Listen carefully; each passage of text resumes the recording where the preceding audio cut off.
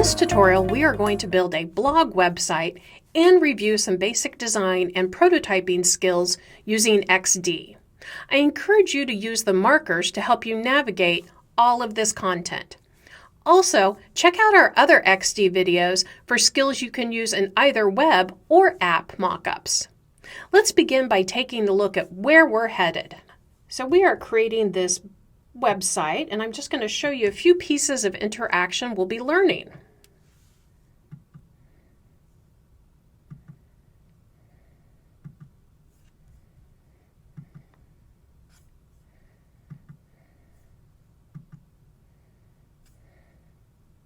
So let's begin our new document.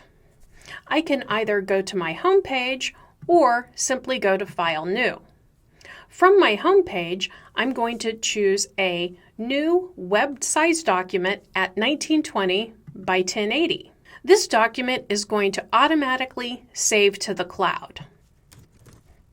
But if I want to save it to my desktop, I can always go to File, Save as Local Document. Note, if you want to co-edit, you will need to save it to the cloud. Co-editing allows you and another person to edit the document at the same time. Before we begin, let's talk about some useful tools to help you build. First, a great source for royalty-free photos is Unsplash and Adobe Stock. All of the photos I'm using today are from one of those sources. Second, optimize use of plugins. The plugins can be accessed from the bottom left hand of your toolbar. I recommend both the lorem ipsum and the icons for design. Those are great ones to get started, and I'll use both of those today. You can hit the plus button and search for plugins and install or update them. One of the best tips I have is to name everything. Your groups, your artboards. Not only will this allow you to do some animation prototyping, but it's a necessity if you share with developers. So we're going to just double click that title and name this Home. I'm going to start by bringing in a photo through File, Import, and placing that photo. Now it came in really large, so I can just scale that down, and I'm not holding any modifier keys for photos. It keeps the proportions, and I can just align this a little bit over here. So I'm happy with that photo. Now I'm going to use this photo to begin developing our document assets.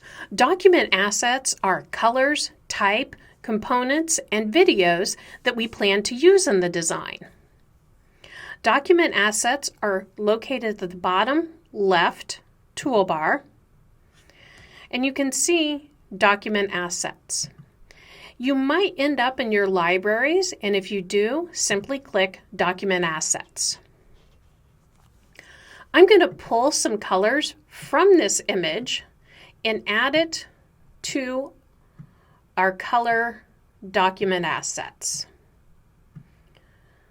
So first I'm just drawing some swatches, and I'm going to make sure none of them have a border. And now I'm going to use this eyedropper tool to help me select colors. So let's grab this background gray, and I'm thinking we'll grab a lighter color here.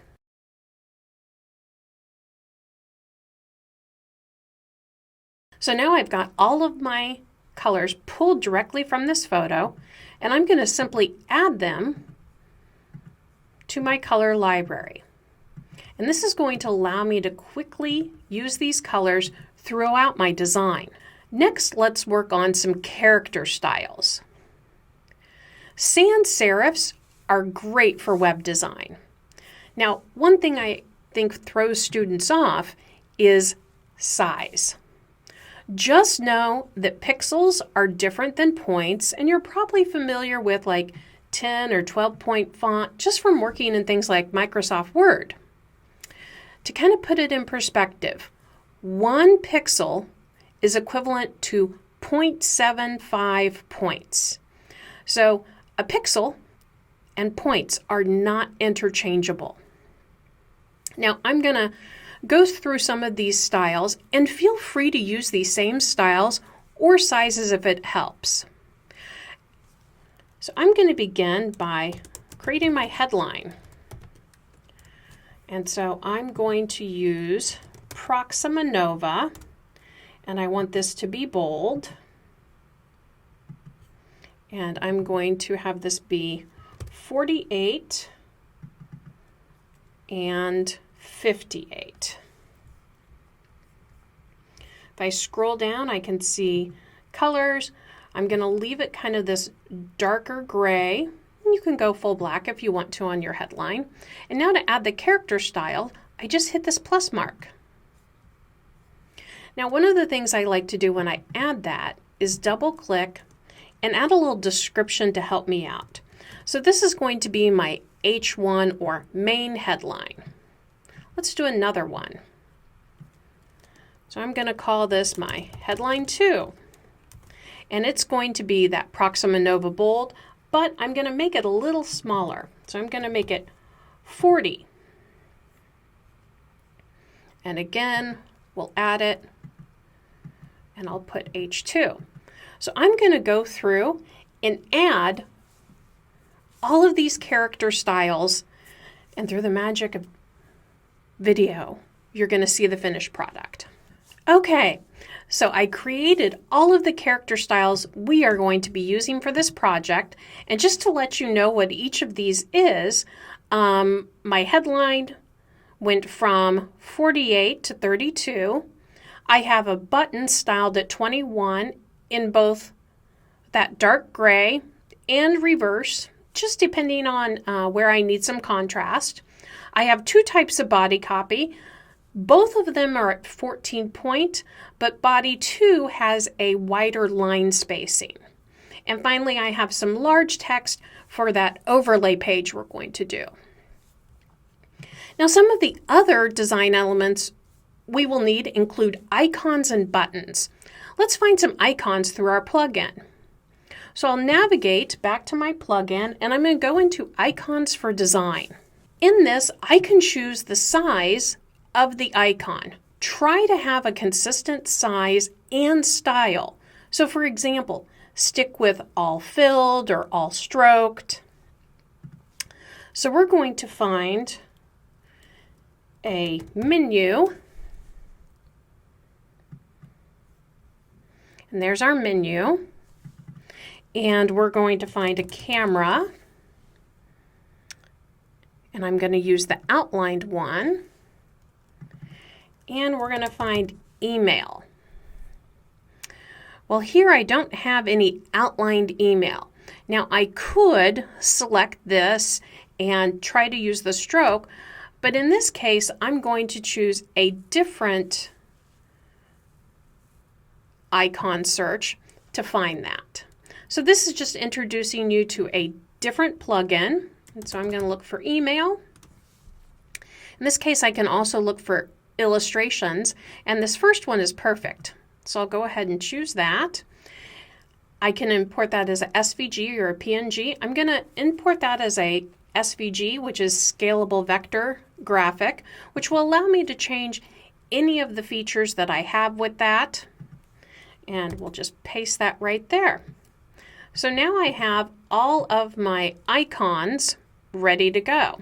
And so with our icon scout, we're just going to scale this down and holding our shift and getting this as close to the other ones as we can. Now for all of these, I want each of these to be styled kind of using this blue-green color. So notice this is the border, so I'm just going to select that, and I can eyedropper here. So now they all have that same styling, and the weights of the strokes are about the same too, so I'm feeling really good about those choices. Next, we're going to design our buttons. So you have all of these drawing tools and shape tools that you can use to design your own icons. So if you want to experiment with that instead of using Icon Scout or Icons for Design, you certainly can. So I'm going to start with a rectangle. And I'm going to round my corners. And there's a few ways I can do that. I can just pull those in here. Or if I move over to my right side, I can type in a specific value. And if I wanted to, I could change each corner to a different size. And just like everything else, we want these to be consistent. So I'm going to choose 12, and I will want to remember that as I make other pieces of content. Now, I want my stroke or my border to match my other icons. So I'm going to go ahead and go back to my components, and there's my fill, and I can choose that for the stroke and take off that fill if I want to. Let's actually make that white. I think that's going to look nice for white. And I can change the size of my border, and we already have button content. So I know this button is going to be a read more. And so it's typing in that overlay because that's the last one I created. And I'm just going to come down here and select that. And I'm going to change the color to that green that we've been using. I'm going to move this on top. I'm going to center my text. And then I want to get this centered and grouped together.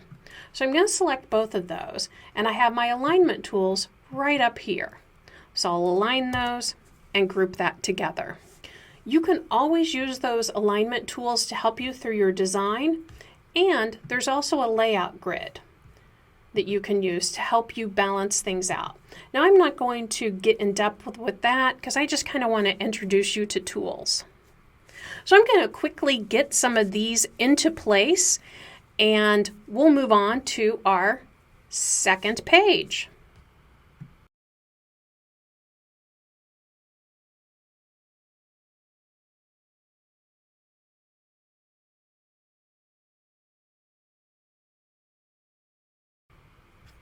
Okay, so a few more elements I need here. I'm noticing that this icon, and this is going to be an email sign up eventually, is getting a little lost. So I'm going to want to kind of create some background for that. So I'm going to again go to my rectangle tool. I'm going to draw that out. And in this case, I just want to use that gray color. And we're going to go ahead and use our 12, and we're going to take off the border. And I'm just going to kind of pull that right there. And I just wanted to show you quickly the stacking order. So in our layers, I can move things in the stacking layer to quickly access that. Another thing I can do is add what's called a background blur. And so now we're kind of seeing behind that object. And I can change how much of a black background blur is there, but that can be an interesting effect to use for content, and we're going to use that on our overlay page. Now I need to add my headline and my text. So let's just grab our type tool, and we're going to say, start with our subtitle. And this is why it's so handy to set up all of those styles before. We're going to left align that.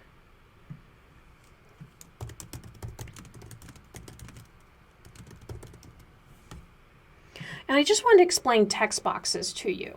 So right below your type sizing, you have 3 different types of text boxes: your auto width, your auto height, and your fixed size. So right now I'm on auto height, and so that means as I draw this, it's going to just fit that content into there. We're going to make that an H1.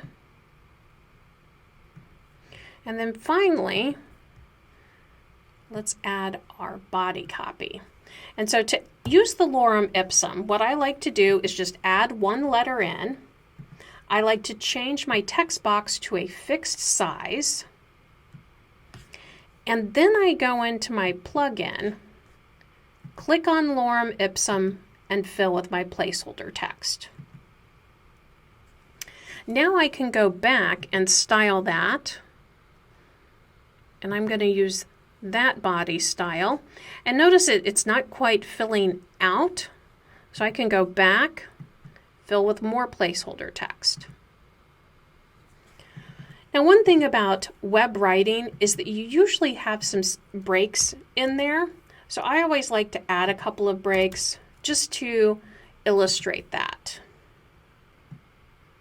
And notice as we move, we're getting some indications of our spacing. We can use our alignment tools. Now, one more note before we move on to our second page is, let's say you want your home page to scroll.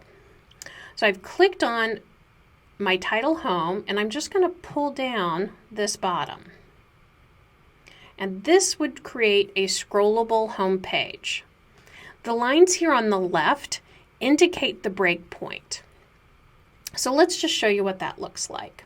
I'll hit the play button, and you can see there's the bottom of that. So in this case, we don't need that. We're going to design, but experiment with that if it interests you. For our second page, we're going to Command D our first page. Then we will delete what we don't need. I'm going to want to do some auto animation with this image. And so I'm going to move this over here.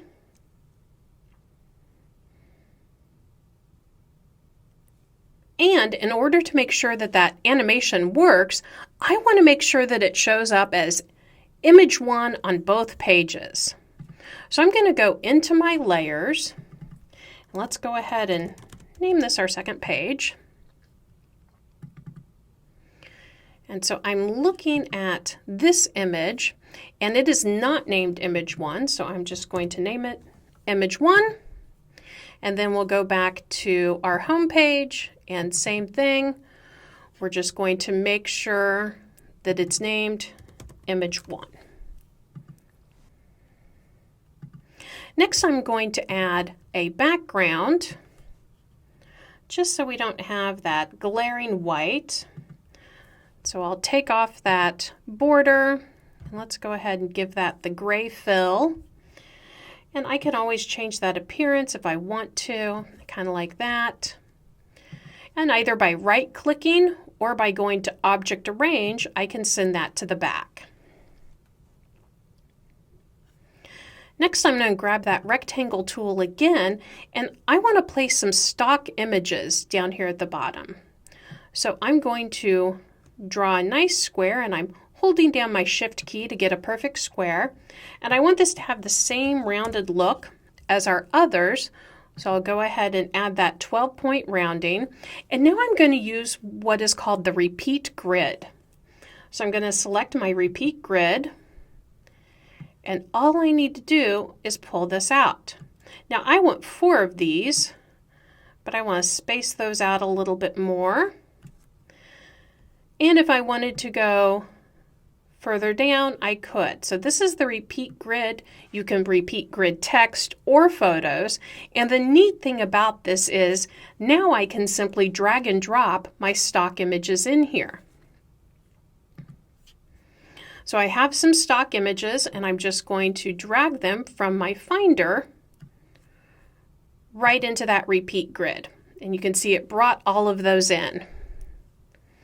Now, I've kept my text from page 1, and I'm just going to put that into 2 columns.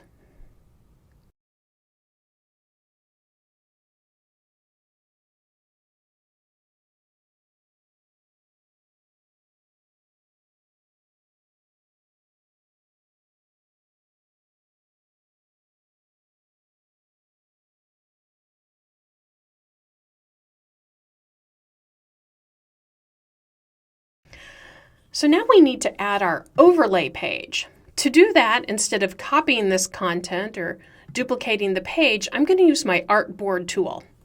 So once I have my artboard tool, I'm just going to grab our web 1920, and there's a new artboard. I'm going to name this overlay.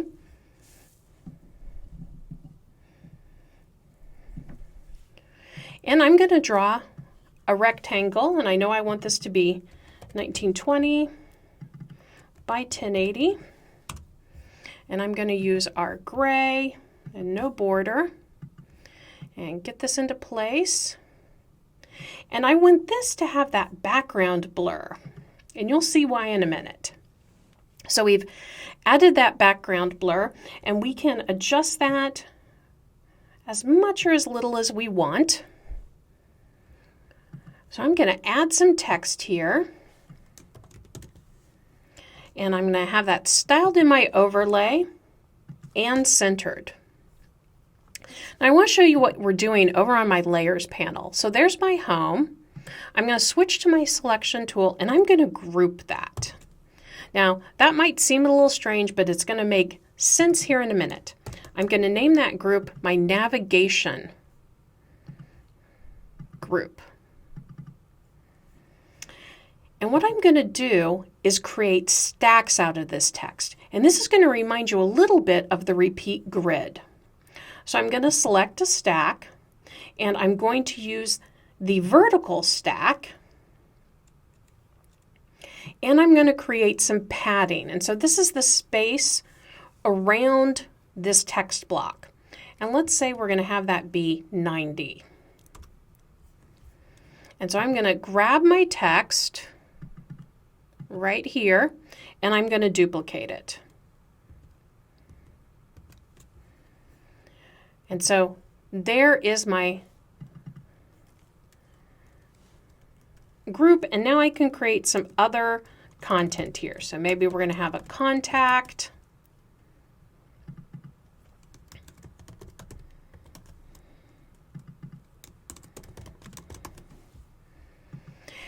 And since this is going to be an overlay, I'm going to want to have a way to get back to the previous page. So we're just going to have a close button over here, and I'm just going to draw an X. Make it super simple. Now let's go back to our home page, and I want to introduce something called hover states to you. And so hover states are what happens when you hover over something and maybe it changes colors or moves a little bit. That's what we're going to work on. And our first one is going to be this menu button. So let's zoom into it. So if you remember, we created this group, and let's go ahead and name this as our button. And so here's our button, and I'm going to add this as a component. So I'm just going to click Make a Component. Now, note this green diamond here. That lets you know that this is a master component. So if I added this on 50 pages and then decided, I want to change my text color, all I would have to do is change it on my master component. And notice this is a default state. So this is the beginning or the start state. And we're going to hit that plus, and we're going to add a hover state. And so we're going to say that this is our darker color. And so now I can edit this for this state. So I'm going to double click. I've got my rectangle selected. I'm going to take off the border. I'm going to add the blue fill. Actually, let's make that green because that's what we've been using. Now I'm going to grab that text, and that text is going to be the reverse button color. So let's see how that works. First, I'm going to reselect my default state. Then I'm going to hit the play button.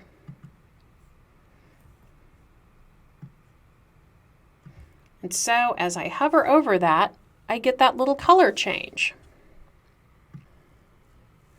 This next component state has a few more pieces, but the steps are the same. So we're going to come over here to this email icon. And I'm going to have this be our sign up for our newsletter. So I want to add some text.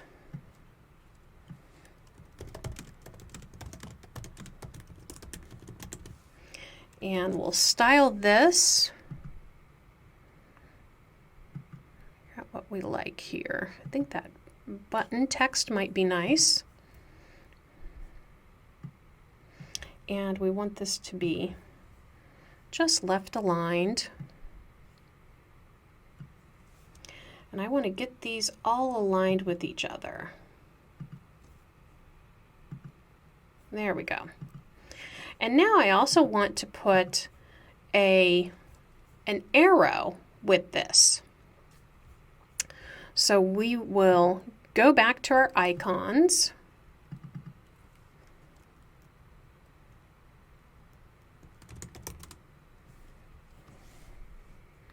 And again, following that same style, we're going to use our arrow left.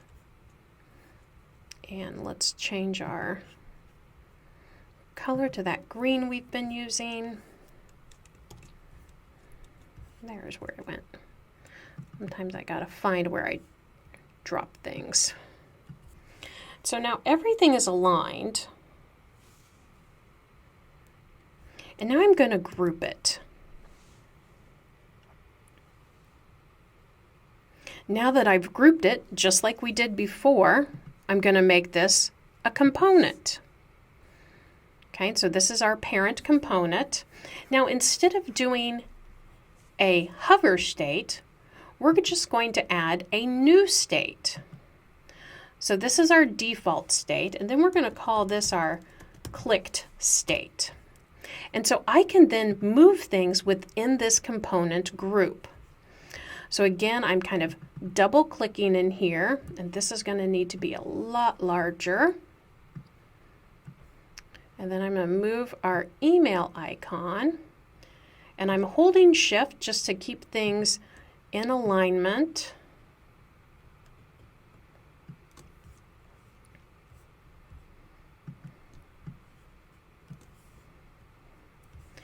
And you can see we might want to tweak some of our color here. So let's do that.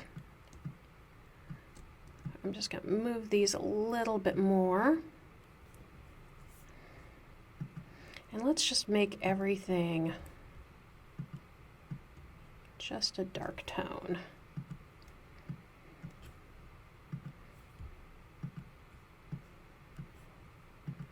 And then we'll bring this inside. Okay, so let's take a look at what this looks like. There's our default, and there's our clicked. Now that we've built our pages, let's start prototyping this. And to show you one of the great things about components, we're going to kind of show that within our prototyping. So I'm going to switch from design to prototype really quick. And as we talked about, this is going to be our overlay. So when this overlays, we're going to see that third screen. So let me show you what that's going to look like. So I'm going to drag, and all I've done is selected my menu icon, and I'm going to drag that blue wire over to the overlay. And so my first interaction is, what do I want to have happen? And this is just a tap. And then I choose the action. And so I'm going to have an overlay, and the destination is the overlay screen. I can decide how I want that to animate. So maybe I want that to slide down. And then I'm going to choose that ease and the duration of it. And 0.3 is a really good default. So let's play that and see what that looks like. So I think that's a little fast, but let's see what happens. Let's come back here and let's change this to 0.6. Okay, let's try it one more time. Yeah, I like that a lot better. Now, here's what I meant by how components can help us. So this menu item, we just copied. It is not linked to this in any way. So if I had 5 pages, I would need to do this prototyping for each of those, unless I made this my parent component. So it's got that little diamond, so I know that that's the parent component. I'm going to delete this. I'm going to drag this over. And now that prototyping came with it. So that's the importance of creating that prototyping. Now let's work with our email newsletter. So what we want to have happen is when someone clicks this icon, we're going to trigger the new state. So again, it's tap. And notice this wire isn't going anywhere. I just clicked on it. So we're going to transition to clicked. And again, we could play with our timing here, and I'm also going to change that to a new time. And so let's play this. Little too slow, so let's change it again. So this is part of the experimenting that you will do. So let's see that. I like that. So now we need to get our second state in here. So we're going to switch back to design. We're going to select this component and move to our clicked state. Back to our prototyping, and this time we're going to grab the arrow. Again, just click on the wire, and we're going to have it go to the default state. So let's play that back and forth.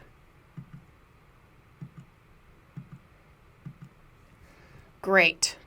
Next, let's get our read more in. And so my idea with this read more button is similar to that last interaction.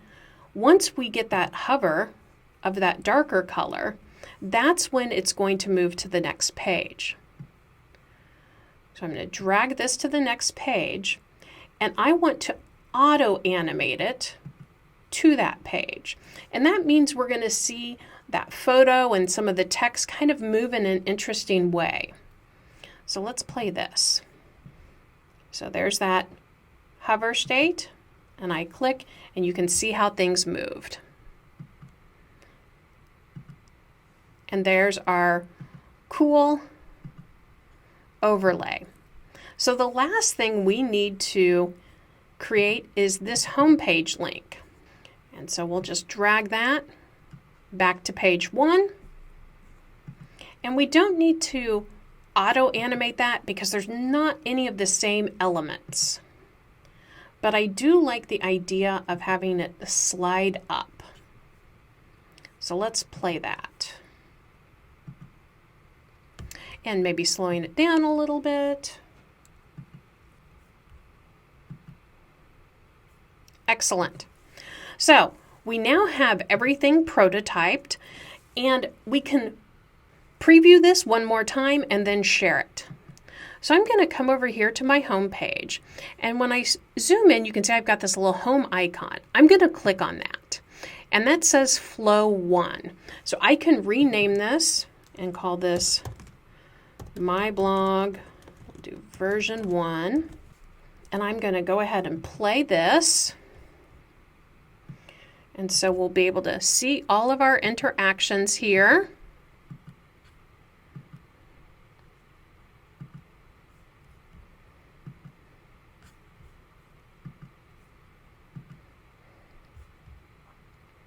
So that's looking good to me. Now I can share this with others. So I'm going to click on that share mode, and notice my link is named the same as that flow we created. And I have different options for this, one of which is presentation. I'm going to use a design review, and I'm going to allow anyone with a link to access it. Now you can also add a password or only invited people, whatever's appropriate. So I'm going to create that link.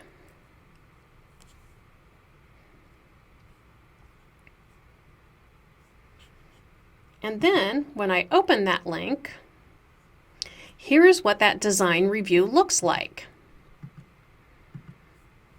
So other people can make a comment, add suggestions, and if they're not sure where to tap, notice those things light up.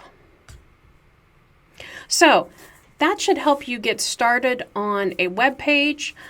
Please check out our other XD tutorials and have fun with XD.